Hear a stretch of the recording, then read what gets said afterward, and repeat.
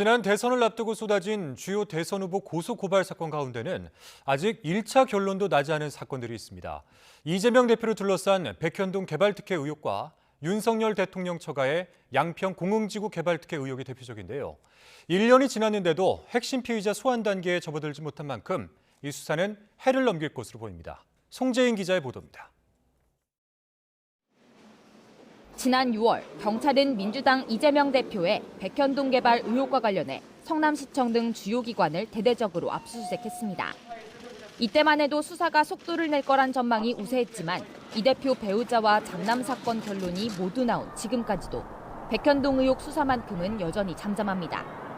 석 달여 전 한때 이 대표의 측근으로 불리며 특혜 의혹의 핵심 인물로 꼽히는 김인섭 씨와 백현동 개발에 참여한 회사 대표를 상대로 피의자 조사를 진행한 게 사실상 마지막 수사 소식입니다. 고발 접수 1년째지만 정진상 당시 성남시 정책실장과 이재명 대표 등 핵심 피의자에 대해선 조사조차 이뤄지지 못했습니다. 개발 의혹 본체 외에 브로커 김인섭 씨의 대가성 로비 의혹과 감사원이 추가로 수사 의뢰한 청남시의 배임 의혹까지 수사 대상은 겹겹이 쌓여 있습니다.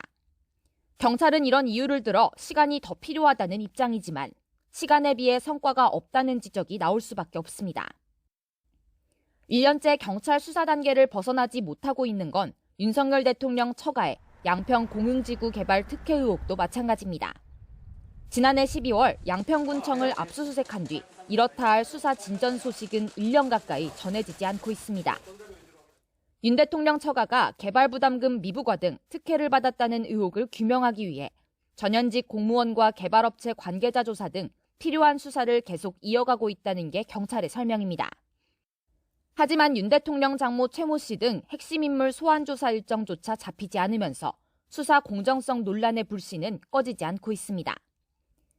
결국 핵심 피의자 소환 조사 일정까지 고려하면 백현동 의혹과 양평 공흥지구 의혹 모두 연내 수사 마무리는 불가능한 셈입니다.